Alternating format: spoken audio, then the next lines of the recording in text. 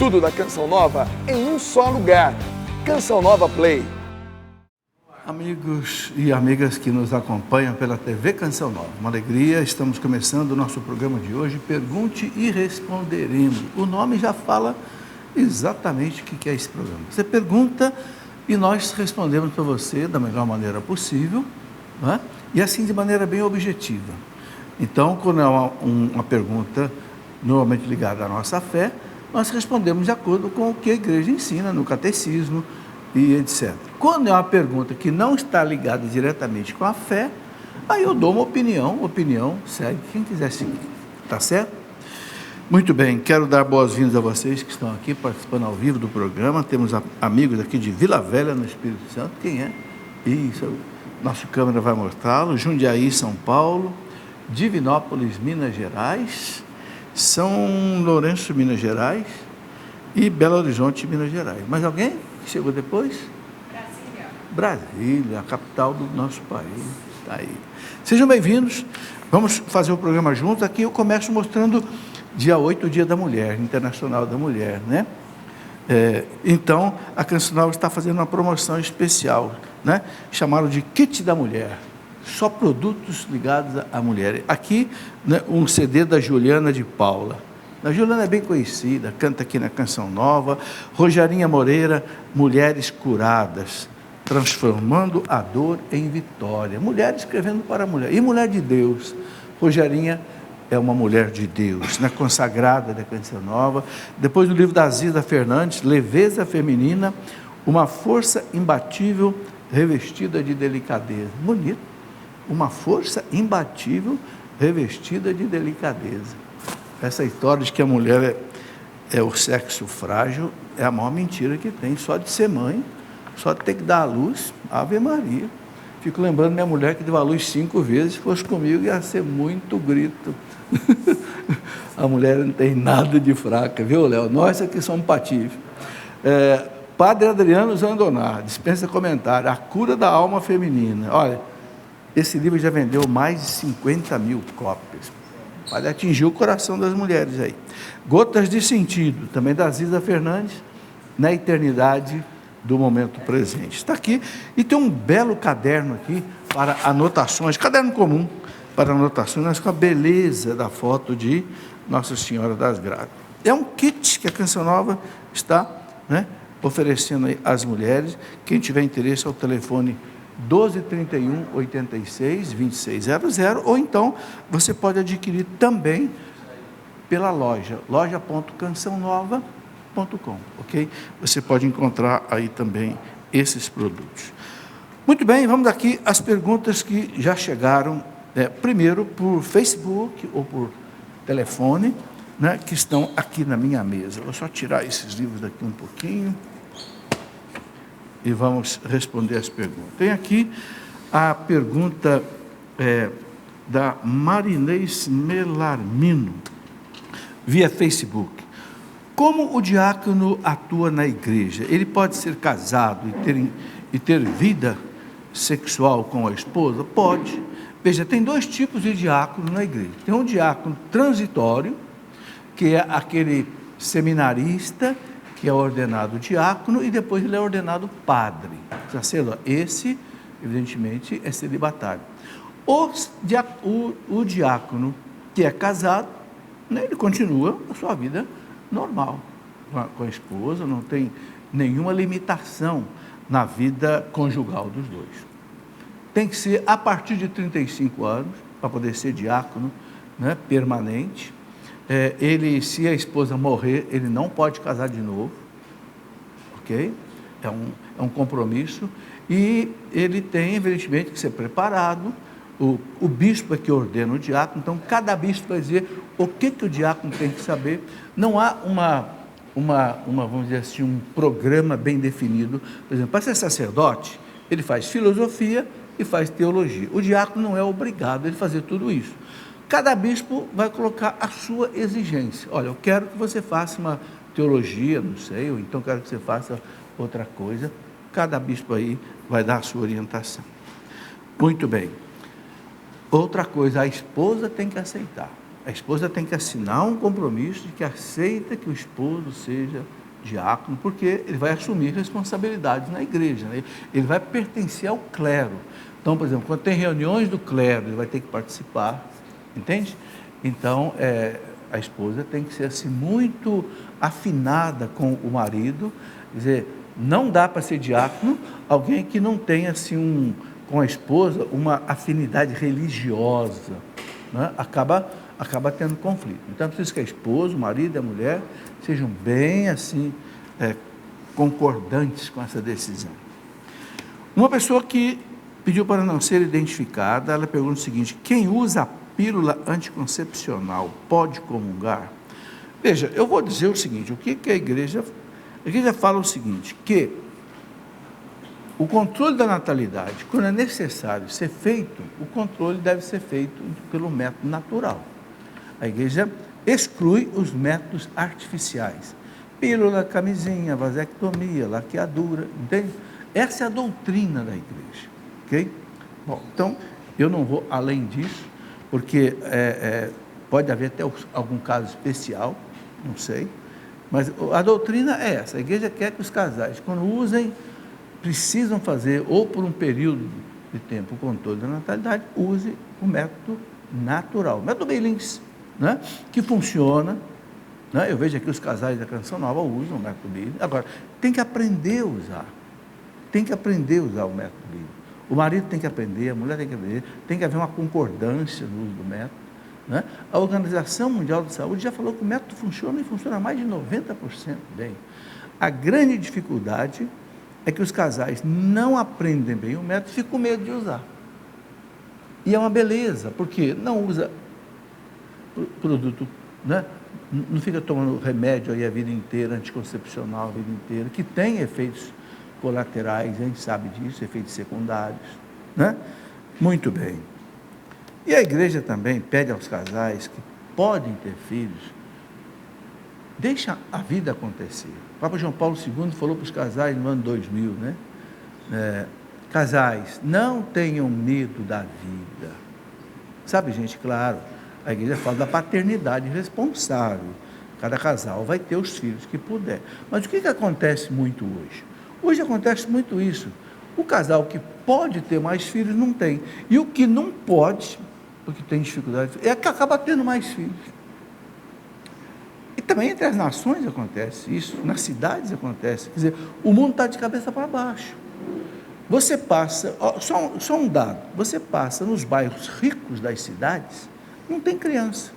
Agora, passa nos bairros pobres, você tem que passar buzinando o carro, para você não bater em ninguém.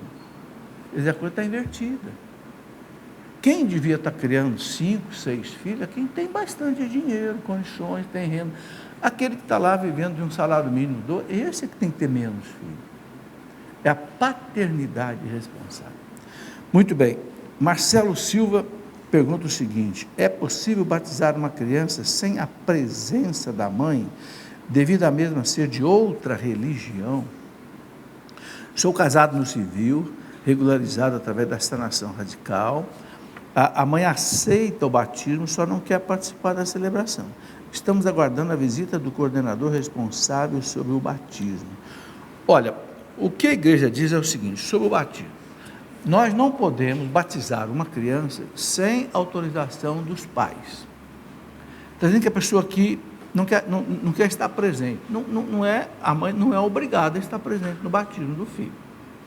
Mas se ela concorda com o batismo, se ela promete à igreja que o filho vai ser educado na fé da igreja, a criança pode ser batizada se a mãe, o pai e os padrinhos assumem. O que a igreja não quer? A igreja não quer que batize uma criança e depois abandone a criança sem formação religiosa. Ok? É isso que o pároco, evidentemente, vai verificar. Vocês querem o batismo, autorizam o batismo, vocês vão acompanhar a vida religiosa dessa criança, ela vai para a primeira comunhão, ela vai para a crisma, ela vai receber os sacramentos. É isso que é importante, né? A igreja não quer que o sacramento seja dado assim de qualquer jeito. Eu escrevi um livro sobre os 7 sacramentos, explica cada sacramento, o que o Código de Direito Canônico fala sobre cada sacramento. Isso é muito importante, o Código, o Catecismo. Então eu fiz, também a Canção Nova publicou, inclusive está aqui, ó. Aqui foi bom a produção deixar. Essa coleção aqui é da editora Canção Nova, ela pediu que eu escrevesse um livrinho explicando cada sacramento, crisma, batismo, e aqui eu coloco tudo. Quem pode ser batizado, quem não pode ser batizado, quem pode ser padrinho, quem que não pode ser padrinho, né? Aí, ó, unção dos enfermos, Eucaristia, matrimônio, ordem e a penitência. Então, uma coleção de livros sobre, isso é muito importante, gente, a graça de Deus, que desce da cruz de Cristo até nós, desce através dos 7 sacramentos. Ok? Aqui está o canal da salvação que Jesus deixou na igreja, certo? Aqui, eu vou mostrar aqui o livro. Eu queria que você desse um close aqui nessa capa. Quero mostrar uma coisa muito interessante nessa capa.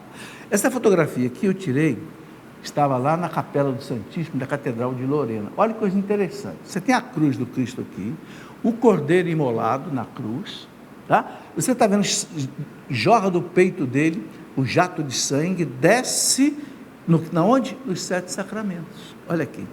Essas 7 bolinhas vermelhas aqui significam os 7 sacramentos. Então, a nossa salvação desce da cruz de Cristo e chega a nós pelos sacramentos da igreja. Que coisa importante que são os sacramentos, né? A confissão que lava os pecados, a Eucaristia que nos dá força, cura, a unção dos enfermos que cura, o batismo que nos faz, insere no corpo de Cristo, nos faz filhos de Deus, né? Está aí. Muito bem, Marcelo. Otávio Gomes Miranda, de Teófilo Otônio, via telefone, ele diz que é sócio inativo da Canção Nova. O sócio inativo é aquele que parou de contribuir. A gente entende, a Canção Nova, claro que entende, mas, Otávio, a gente pede a Deus que te dê recuperar as suas finanças e continuar ajudando a Canção Nova. Porque a Canção Nova não tem outra fonte de renda, a não ser a contribuição dos sócios, né, que acompanham a Canção Nova.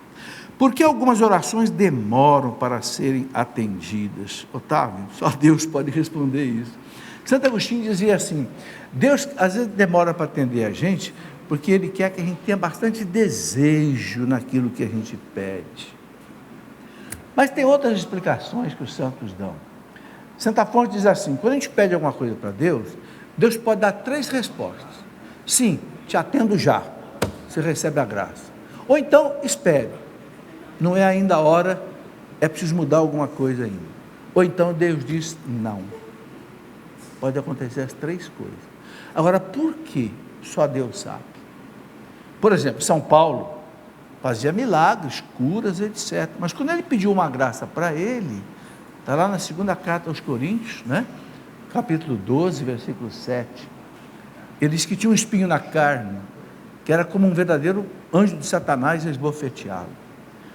Ele disse que pediu ao Senhor 3 vezes para tirar aquele espinho da carne dele, né?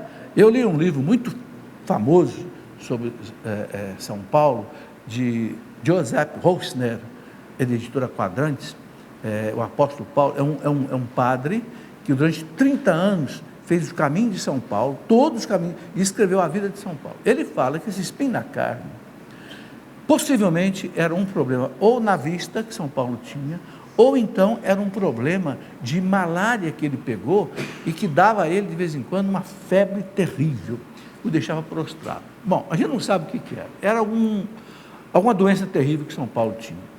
Mas o que aconteceu? Ele pediu ao Senhor 3 vezes para tirar de mim esse espinho na carne, e São Paulo disse, Jesus disse, não tire, para que você não fique vaidoso.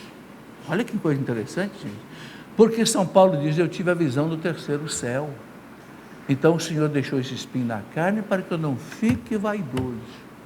Por quê? Porque se eu ficar vaidoso, eu me perco, eu perco a salvação. Então Deus deixou o espinho na carne.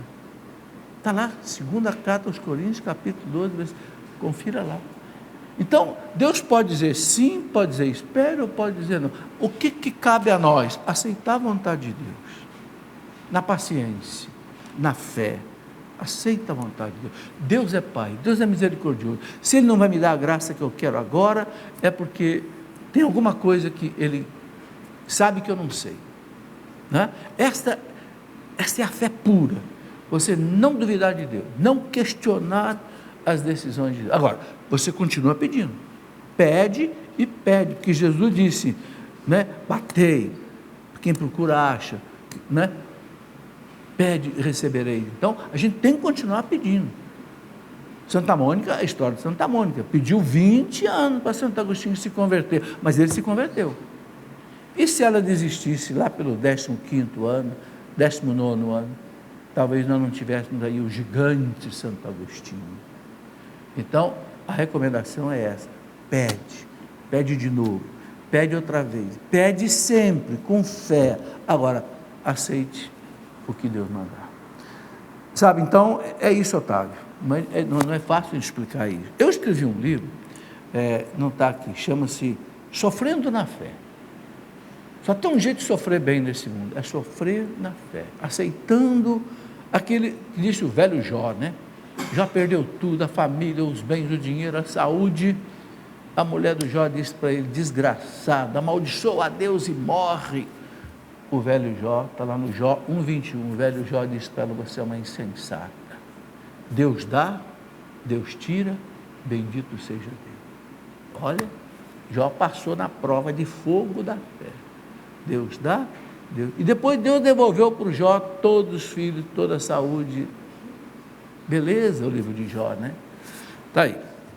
Rosália Fernandes, via Facebook. Existe um trecho ou uma explicação bíblica sobre a vocação das freiras, sobre o modo como deveriam viver? Ô Rosália, a consagração das mulheres, das virgens, sempre existiu na história da igreja e antes até mesmo da igreja. Olha que coisa interessante, até os pagãos que tinham o templo dos deuses, por exemplo, lá na Grécia existe o Partenon, né? Ou o panteão dos deuses, lá na Acrópole grega. Eu já estive lá uma vez, você, debaixo da cidade, você vê lá no alto, né, aquele gigantesco templo da deusa Ateneia, era a deusa de Atenas. Quem que cuidava do fogo sagrado do templo, que nunca podia se apagar, eram as vestais. Quem eram as vestais? Eram virgens consagradas aos deuses pagãos. Então, até os pagãos tinham essas virgens consagradas, né? A igreja também sempre teve, né? Nossa Senhora foi consagrada ao templo com 3 aninhos de idade, para ser consagrada ao templo. Então sempre existiu, sim, na vida da igreja, né? Em toda a tradição. Michele Giraldi: sou católica, casada e quero batizar minha filha. Minha irmã, que não é casada, pode ser madrinha? Bom, eu estou querendo entender, Michele, que a sua irmã não é casada, mas talvez viva com alguém. É isso? Não sei. Se ela não é casada, é solteira, não tem problema nenhum. Agora, o que diz o Código de Direito Canônico sobre quem é que pode ser padrinho de crisma e de batismo? Isso tem nesses livros que eu mostrei aí. O Código diz: tem que ser uma pessoa que tenha sido batizada, tenha sido crismada, tenha feito a primeira comunhão e esteja vivendo de acordo com as normas da igreja. Ora, uma das normas da igreja é a pessoa, para ser casada, receber o sacramento do matrimônio. É o que está no Código de Direito Canônico. Então, se alguém é casado, mas não recebeu o sacramento do matrimônio, não está vivendo de acordo com a lei da igreja. Ok? É o que diz aqui a documentação da igreja. Então, a pessoa tem que estar vivendo de acordo com as leis de Cristo e da igreja para poder ser padrinho. Por que o Código coloca isso? Porque a pessoa, como padrinha, tem que ser um exemplo para o afilhado. Então, o testemunho de vida dela é muito importante. Não é uma mera discriminação, é questão de exemplo para o afilhado. Vilma Faquiano Ferreira, Martinópolis, em São Paulo, sócia pelo débito automático, A Canção Nova te agradece, Vilma. Qual o verdadeiro significado da humildade? E quais atitudes nos tornam pessoas humildes? Olha, Vilma, a humildade, Santo Agostinho dizia, né? Se você quiser santo, você precisa ser humilde. Segundo lugar, humilde. Terceiro lugar, humilde. Por quê? Porque a soberba é o pior pecado. A soberba foi o pecado dos anjos, a soberba foi o pecado de Adão e Eva, né? Quiseram ser como Deus. A humildade é a pessoa, né? É o que o Jesus colocou ali no Sermão da Montanha. Bem-aventurados os pobres de espírito, que o judeu chamava de anavim. O que é o anavim? Anavim no hebraico quer dizer aquele que se curva. Se curva diante de quem? Diante de Deus. Ele sabe que ele não é nada. Deus é tudo. Ele não se vangloria de nada. São Paulo fala, quem se quer vangloriar, se vangloria em Deus. Não pense que você tem alguma coisa, você faz alguma coisa de bom, é por você, é graça de Deus. Então, o ser humilde é ocupar o último lugar. Jesus fala, quem se exalta será humilhado, quem se humilha será exaltado. Não é? É não querer aparecer, é não querer ser vaidoso, autossuficiente, arrogante, prepotente, jactancioso, né? Não querer ser o bom, ser o primeiro a falar, não. O humilde é aquele que fala por último, entende? É aquele que aceita o último lugar. Santa Teresinha do Menino Jesus dizia assim, eu quero o último lugar, porque eu sei que ninguém vai brigar comigo por causa do último lugar. As pessoas brigam por causa do primeiro lugar, né? Ela diz, não, eu quero o último lugar. Em outras palavras, ser humilde é morrer para si mesmo, e viver para Deus, e viver para os outros. Mas tem um livro aqui, que é uma coisa extraordinária, escrito por um Papa, Leão XIII, A Prática da Caridade. Olha, você que fez essa pergunta, Michele, leia esse livrinho. Foi escrito em 1800 e pouco, o grande Leão XIII. Aquele ensino que é viver a prática da humildade.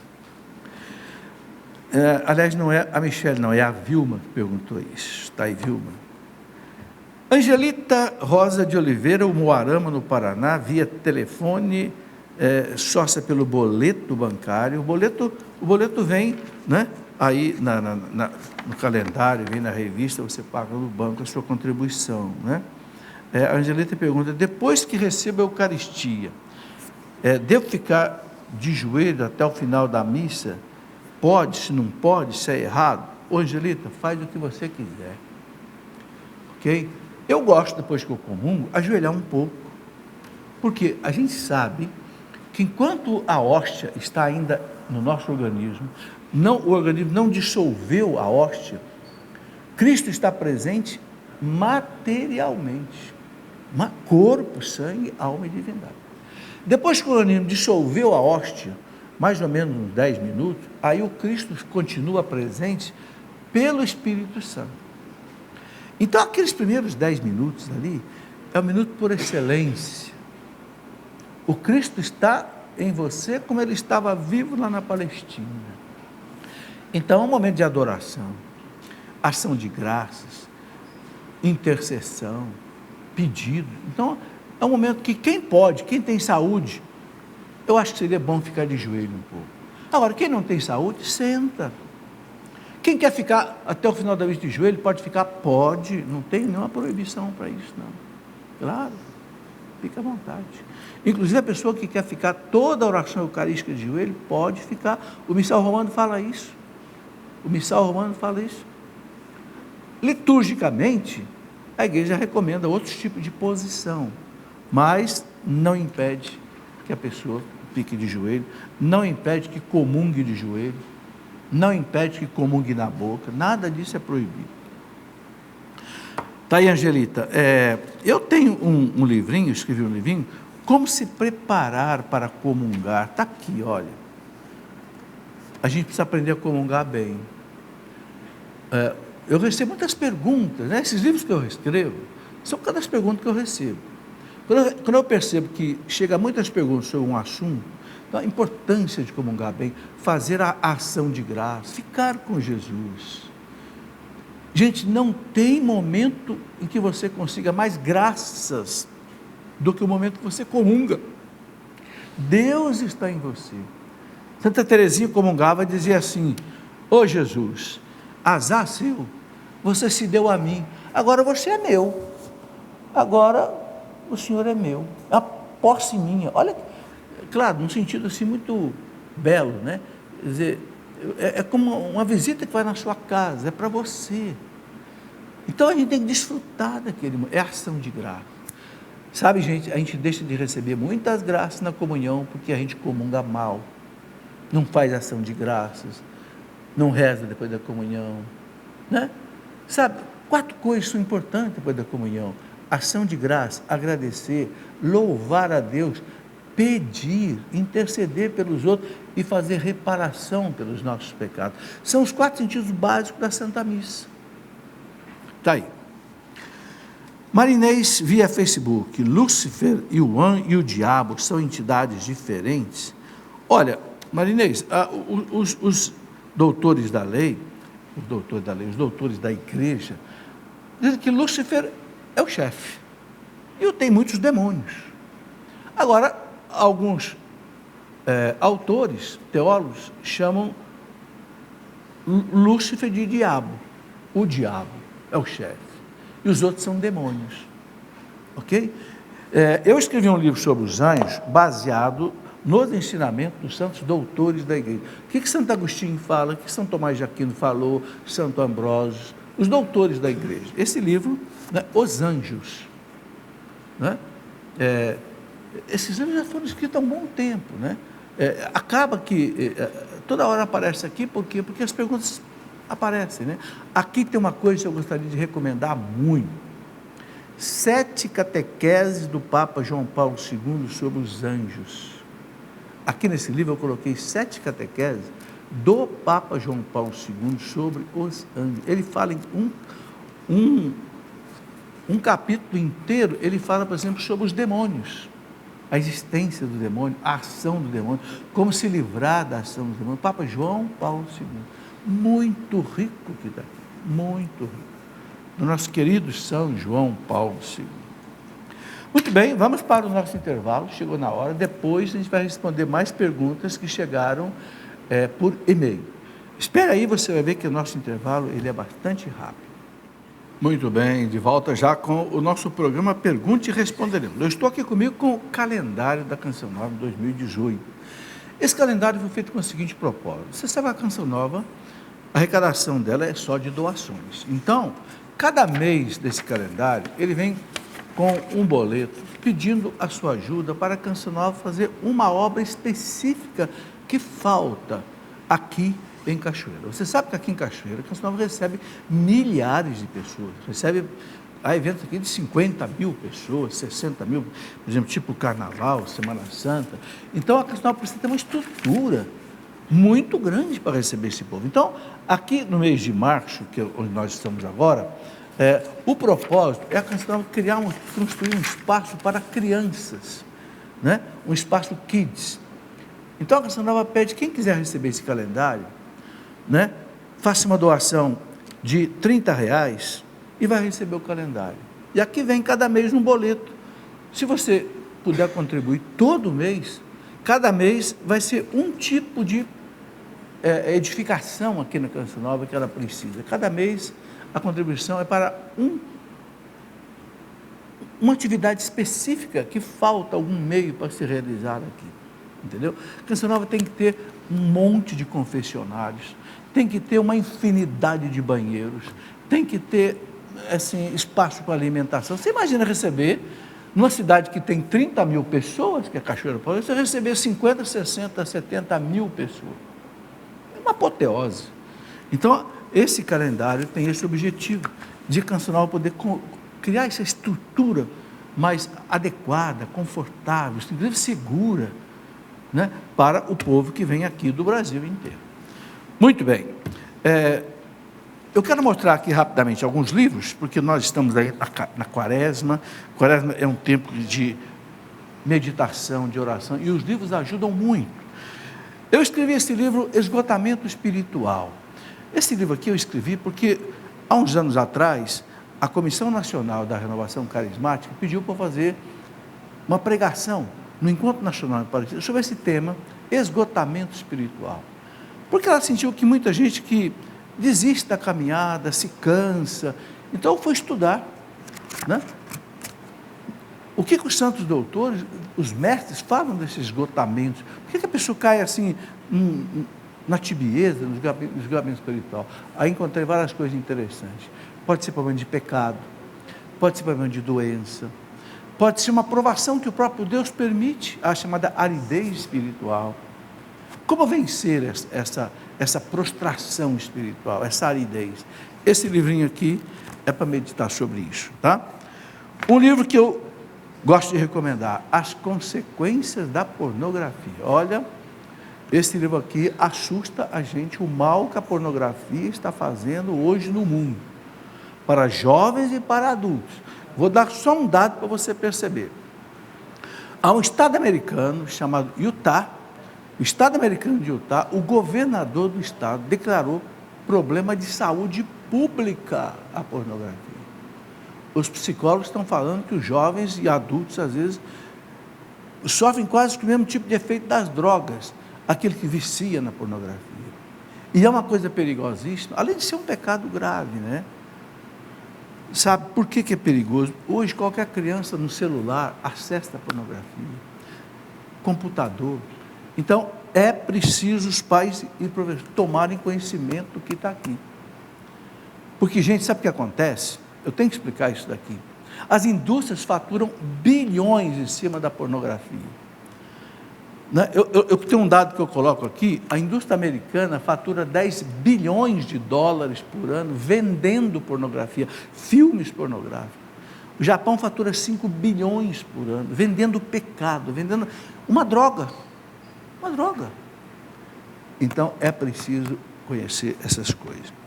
Bom, para concluir aqui, eu quero mostrar o seguinte, eu tenho escrito uma coleção de livros sobre os santos, porque os santos edificam a vida da gente. Então aqui, Santo Antônio, a arca do Evangelho, doutor da igreja, né? Um homem extraordinário, pregava para o Papa do tempo dele, né? São Bento, o pai da Europa. São Bento foi um dos homens mais importantes da história da igreja, porque quando o Império Romano desabou, quem sustentou a civilização foi a igreja, e principalmente os monges de São Bento. Tem um dado aqui que eu gosto de colocar, ele está bem no começo aqui, é um dado que mexe com a gente. Você sabe que São Bento fundou a ordem dos beneditinos, que tem no mundo inteiro, desde o ano mais ou menos 500 e pouco, então uma ordem que tem 1500 anos. Olha o que essa ordem deu para a igreja. Aqui eu tirei do livro de um cardeal beneditino, cardeal Schuster, que escreveu a vida de São Bento. Olha o que ele fala aqui. A ordem de São Bento já deu à igreja 24 papas, 200 cardeais, 7.000 arcebispos, 15.000 bispos, 1.500 santos canonizados, e já construiu, ao longo da história deles, dos 1.500, 37.000 mosteiros. 37.000 mosteiros. Olha, por isso que São Bento é chamado de o pai da Europa. Vale a pena conhecer a vida desse gigante, né? E também o meu xará, São Felipe Neri. São Felipe Neri é uma delícia. Ele é chamado de o louco de Deus, ou o apóstolo de Roma, né? Um santo maravilhoso. Todos os santos são maravilhosos, sabe? É uma maneira da gente se edificar espiritualmente lendo a vida dos santos. Então, o que eu estou fazendo? Estou fazendo uma coleção assim pequena, para não ficar difícil de ler. Já escrevi, né, outros santos, que vai sair depois, por exemplo, São José de Anchieta, maravilhoso São José de Anchieta, santo que morreu aqui no Brasil, né, e outros mais. Bem, vamos para as perguntas que já chegaram. Pessoa que não quer ser identificada, a gente respeita, não coloca o nome. Se eu tiver um pensamento imoral na missa, mesmo não concordando, que veio à minha mente e tentando evitar que eu tenha, teria eu cometido pecado? Não. Veja, é preciso explicar bem o seguinte: ser tentado não é pecado. ter mau pensamento não é pecado. O que é o pecado? É você consentir. Não é sentir, é O que é consentir? Eu tenho um mau pensamento, tal, aí eu fico me deleitando, aí é pecado. Aí você caiu na imoralidade. Enquanto você não aceitar, resistir, pedir a graça de Deus para se livrar daquilo, você não pecou. Os santos foram tremendamente tentados e não pecaram, porque não consentiram no pecado. Ok? Para que haja um pecado, a igreja fala que tem que ter 3 coisas: saber, querer e fazer. Você sabe que é pecado, mas você quer fazer e você faz. Aí você pecou. Deus não tira a nossa liberdade. Tem uma dúvida, também não quer ser identificado. Tem uma dúvida com relação à concessão de visto religioso para leigos da Igreja Católica. Existe alguma maneira de conseguir um visto religioso para ir aos Estados Unidos, para atuar em pastorais ou outros trabalhos voluntários dentro da igreja? Olha, existe o visto de missionário, tá?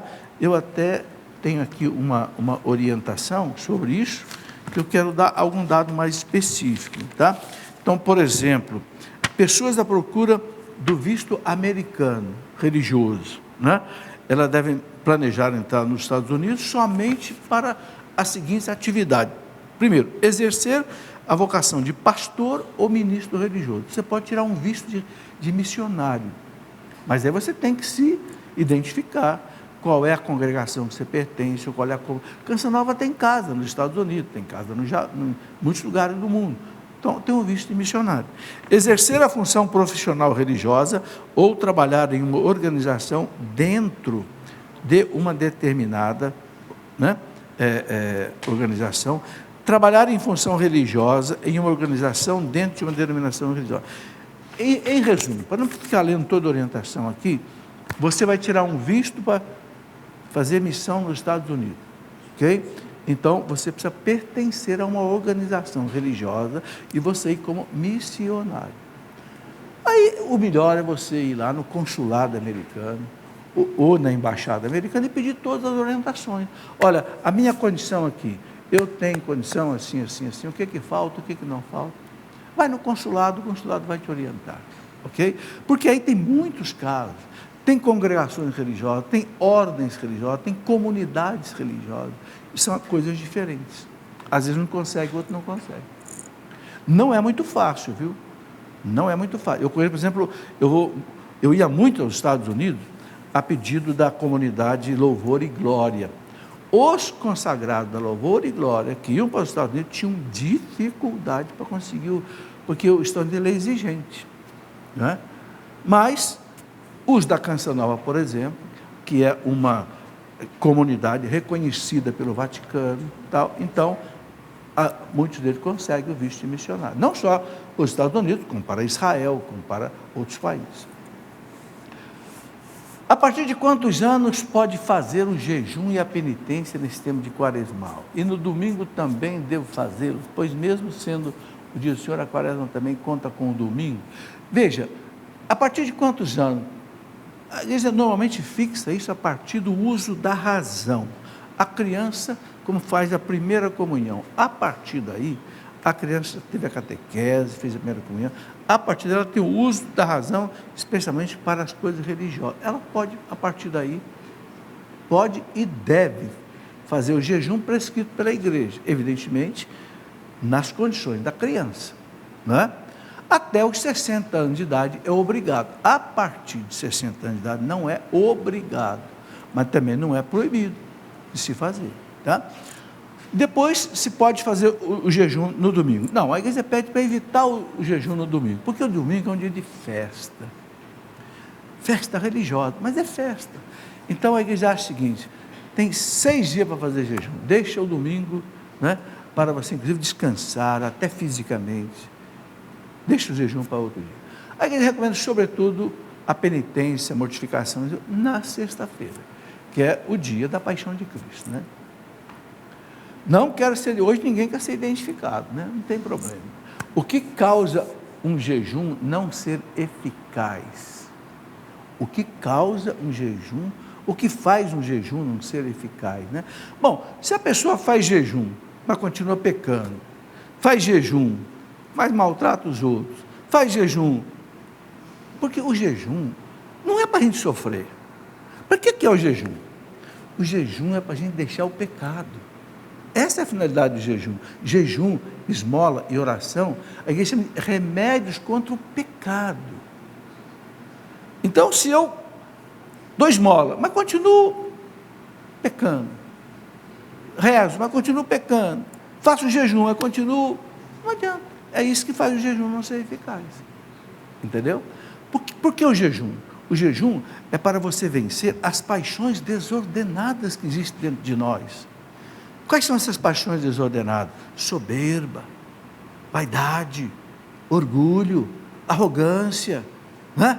Ganância, luxúria, impureza, gula, ira, inveja, preguiça, maledicência, respeito humano. Então, o jejum é para que o Espírito comande a matéria. Não é para você sofrer, é para você se recompor. E aí, o que? Deixar o pecado. Maria Luísa Rodrigues, de Natal, Rio Grande do Norte, apareceu alguém que se identificou. Por que a Igreja Católica diz que Pedro foi o primeiro Papa se ele era casado? Não é, ô Maria Luísa, a Igreja que diz que Pedro é o primeiro Papa, é Jesus que diz que Pedro é o primeiro Papa. É Jesus que escolheu. Tu és Pedro, sobre esta pedra edificarei a minha igreja, é você, homem. Mas aí Pedro negou Jesus 3 vezes. Eu pensei que Jesus fosse mandar ele embora. Não. Tu me amas, Pedro? Ama. Então apacenta as minhas ovelhas 3 vezes. Diz os doutores da igreja, por que Jesus fez Pedro repetir 3 vezes? Tu me amas? Tu me amas? Sim, Senhor. Para pagar as 3 vezes, que não conheço esse homem. Né? Não negou Jesus 3 vezes? Antes que o galo cante, você vai me negar 3 vezes? Agora você vai me dizer 3 vezes que você me ama. E Jesus deixou Pedro como Papa. Apacenta as minhas ovelhas. É Jesus que escolheu Pedro como primeiro Papa, não é a igreja. Quando Pedro morreu, a comunidade de Roma entendeu que a igreja não podia ficar sem Papa. Por quê? Porque a igreja tinha uma missão para levar o evangelho ao mundo inteiro. Então Pedro tem que ter substituto. Então, inspirado pelo Espírito Santo, escolheram Lino, depois Cleto, Clemente, Evaristo, Sisto I, Cornélio, Cipriano, Eleutério, até o nosso Francisco de hoje, 266. Mas não é a igreja que, é o Cristo que determinou isso. Vamos lá. Não quer ser identificado. Sou coroinha há 6 anos. E há 1 ano sou cerimoniário. Cerimoniário é aquele que ajuda nas cerimônias litúrgicas. Né? Há alguma possibilidade de eu me tornar padre? Claro, sendo que já estou fazendo curso de teologia em uma instituição privada, claro, fora do seminário, ou esse assunto dependerá somente do excelentíssimo bispo? Claro, vai depender do bispo. Esse curso que você está fazendo de teologia, você diz que não é no seminário, é um curso de teologia, então o bispo vai ver que instituição privada é essa. É uma instituição católica, você está recebendo a teologia católica, porque tem teologia protestante. Então o bispo vai dizer para você, agora procura logo o bispo, que é para ele já te dirigir. Se ele não aceita essa teologia que você está fazendo, então você já pode entrar na teologia num seminário. Por exemplo, Canção Nova aqui tem faculdade de teologia, os seminaristas todos da Canção Nova que querem ser padres já vão para o curso de teologia da Canção Nova, mas também leigos podem fazer, tem vestibular, né? Começou esse ano, já está no 1º ano, inclusive eu dei História da Igreja, dou História da Igreja, esses livros que vocês estão vendo aqui de História da Igreja, né? Está aqui esses 3 volumes, né? É do curso que eu dou de História da Igreja, na teologia da Canção Nova, a história antiga, Idade Média, Idade Moderna e Contemporânea. Então, converse com o seu bispo. Seu bispo, esse curso de teologia que eu estou fazendo, olha aqui o currículo dele, as disciplinas, as ementas, os professores, faça ou não faça? Porque são 4 anos. Se você faz 4 anos e depois o bispo não aceita, você está perdendo tempo. Então, procura logo o bispo. Ana Paula de Paraisópolis, em Minas Gerais, conheci Paraisópolis, morei lá perto, em Itajubá, ia lá em Paraisópolis pregar retiro para casais, curso de noivo, que beleza, paraíso. O que acontece com a nossa alma quando pecamos? Ela fica preta? Não. A alma não é matéria, não é? E depois que confessamos, ela fica ali, limpa fica. Só que é uma limpeza espiritual, né? Ainda fica alguma marca do pecado nela? Veja bem, o que a igreja ensina quando a gente se confessa? A alma, gente, é espiritual. O corpo é material. A alma não morre. A alma é imortal. Porque a alma é a imagem e semelhança de Deus. Certo? O corpo, não. É a alma, é na alma que está a inteligência, a liberdade, a vontade, a consciência, a memória, o intelecto. São coisas que não são materiais. Está na alma. Porque quando você morre, a alma desprende do corpo e vai para Deus. O corpo vai para a terra. Quando o nosso corpo for refeito por Deus, esse corpo vai se tornar imortal como a alma. Aí viveremos para sempre. Corpo e alma imortais. Entendeu? Quando nós pecamos, a alma perde a graça de Deus, perde a presença de... O pecado mortal, não é o pecado venial, o pecado leve. O pecado mortal, a alma perde a presença de Deus. E Deus é a vida da alma. Deus é a luz. Então a alma, a pessoa usa a palavra preta ali, não é uma palavra boa. Não, porque a alma não tem cor, a alma não tem cheiro, a alma não tem peso, a alma não tem tamanho. A alma, ela se torna impura, espiritualmente. Agora, quando a gente confessa, pronto, confessou, recebeu perdão, Deus volta à alma da pessoa. É isso que acontece. É dogma de fé. Que a pessoa que não está em pecado grave é templo da Santíssima Trindade. Isso é dogma de fé. Deus habita, né? Tem aquela passagem lá de São João, João 14, 23, na Santa Ceia, Jesus falou para os apóstolos, né? Aqueles que ouvem a minha palavra, meus mandamentos, nós viremos a Ele e faremos nele a nossa morada. Olha que coisa, Deus fazer morada em nós, quando a gente está de bem com Ele, entendeu?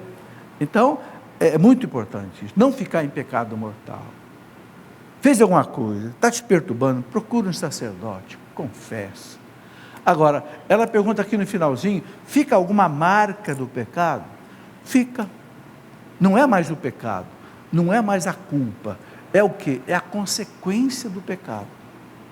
Por exemplo, se eu roubei alguém, né, eu confesso, eu tenho que devolver o dinheiro de quem eu roubei, ok? Se eu, por exemplo, enfim, por que existe o purgatório? O Catecismo da Igreja fala no parágrafo 1030, quem morre na amizade de Deus, mas não está perfeitamente santificado, passa por um período de purificação, um estágio de purificação da alma, para que a alma chegue à perfeição da santidade. Ela já é amiga de Deus, mas não está perfeitamente santa. Quem de nós aqui vai morrer 100% santo? Levante a mão. Eu abaixo as duas. Mas nós vamos morrer amigos de Deus. Nós vamos para o céu. Porque nós somos amigos de Deus. O Catecismo fala, quem morre na amizade de Deus, mas não está perfeitamente santificado, passa por essa purificação. Graças a Deus. É uma chance que Deus nos dá de atingir a purificação final. Por isso que tem que rezar pelas almas do purgatório. Porque a igreja ensina que elas não podem mais fazer nada por elas mesmas. Por quê? Porque com a morte termina o tempo da alma conquistar méritos. Acabou. Por isso o purgatório é comparado com uma cadeia. Os santos falam. Por quê? Porque a alma está presa, ela não consegue mais. Então quem é que socorre a alma para ela se santificar? É a igreja que está no céu e a igreja que está na terra, que socorre a igreja que está padecente. Por isso, meus irmãos, é que em toda a missa a igreja reza pelas almas do purgatório. Não tem oração eucarística que não tenha o momento dos mortos. Eu escrevi 2 livros sobre isso, não está aqui, mas eu escrevi um livro sobre o purgatório, eu escrevi um livro sobre as indulgências. Isso é muito importante, gente. As almas esperam as nossas orações, esmola, sacrifício. Não é só oração. Sabe, os mortos da nossa família, pai, mãe, ofereça a Deus por eles seus sofrimentos. suas esmolas, suas orações, as missas, as peregrinações, entendeu? Elas vão chegar lá, vão cobrar de nós isso. Tiago de Petrópolis, um abraço a Petrópolis. Petrópolis andou sofrendo aí muito com a chuva, né? Eu vi aí um filme, foi Petrópolis mesmo, não foi? Que deu essa enxurrada danada aí. Que Deus ajude aí as pessoas que sofreram. Quem eram os nefilins, anjos caídos do céu? O que acha dessa teoria de seres extraterrestres? Olha, esses nefilins ou nefilins, que aparecem no livro do Gênesis, capítulo 6, versículo 2, é uma lenda.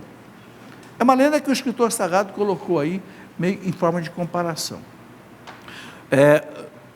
Eu me lembro que eu já li isso no rodapé da Bíblia de Jerusalém. Eles consideravam assim, como esses nefilins, como se fossem filhos de deuses com mulheres, espécie de gigantes, mas nada disso existiu. É uma figura meio que de mitologia, né? Que o escritor sagrado colocou isso na Bíblia, mas com nenhuma determinação assim de realidade ou de ensinamento teológico. Não se preocupe com isso, não tem importância religiosa e teológica para nós, tá? Denise Lubac Magalhães, Belo Horizonte, Minas Gerais, no Catecismo, parágrafo 633, há a seguinte citação: Jesus não desceu à mansão dos mortos para de lá libertar os condenados, nem para abolir o inferno da condenação, mas para libertar os justos que o tinham precedido. É isto mesmo. Vou fazer uma paradinha aqui e já o continuo. O Catecismo fala exatamente: Jesus morreu, desceu à mansão dos mortos. O que é essa mansão dos mortos? É onde estavam todas as almas das pessoas que tinham morrido antes dele. E dali ele levou com ele, na sua ressurreição, os justos. Não quer dizer que todos foram salvos por Jesus que tinham morrido antes dele, não. Tem aquela parábola lá, né, daquele rico que não dava nem migalha para o pobre Lázaro, e que já estava condenado. E o Lázaro foi levado para o seio de Abraão. Então, Jesus desceu realmente, é o que o Catecismo fala, a mansão dos mortos, né? A sua alma humana com o verbo, desceu a mansão para levar a salvação aos que tinham morrido antes dele. Bom, aí ele continua aqui: quando que as almas que já estavam condenadas, presas na mansão dos mortos, foram para o inferno? A partir dali foram para o inferno, ou já viviam no inferno. Porque aquela parábola do Lázaro, ele fala: Abraão, manda lá, né? Eu tenho 5 irmãos lá, diga para eles não viverem a vida que eu vivi, para não viverem para cá, nesse mar de chamas e tal. Pai Abraão, pede que coloque pelo menos um pouco d'água na minha boca, para que, né, me aliviar. Ou seja, já vivia o inferno. Pelo ensinamento de Jesus, já vivia uma situação de ausência de Deus, que não é tão fácil de explicar, né? E já que não seriam salvas, porque estavam presas juntamente com as almas dos justos? Não estavam junto com as almas dos justos. Jesus fala claro, entre, né, o Abraão fala para aquele rico Epulão, né? Entre nós e vocês aí, há um abismo intransponível. Então, não estavam juntos. Essa questão de junto também, gente, é muito difícil de entender, porque a alma não ocupa espaço, ok? Então, não é tão simples a gente explicar. Bom, chegamos ao final do programa, já levantou ali a bandeirinha do encerrar o programa. Agradeço a vocês que me acompanharam até agora pela TV Canção Nova. Não esqueça de ajudar a Canção Nova. Se você não ajudasse aí, eu não podia estar aqui. Vocês aqui estão vendo, ó, 3 câmeras me filmando. Cada câmera dessa não é barata. Tem mais 3 pessoas trabalhando ali. Tem pessoal na ilha de transmissão. O que é a ilha?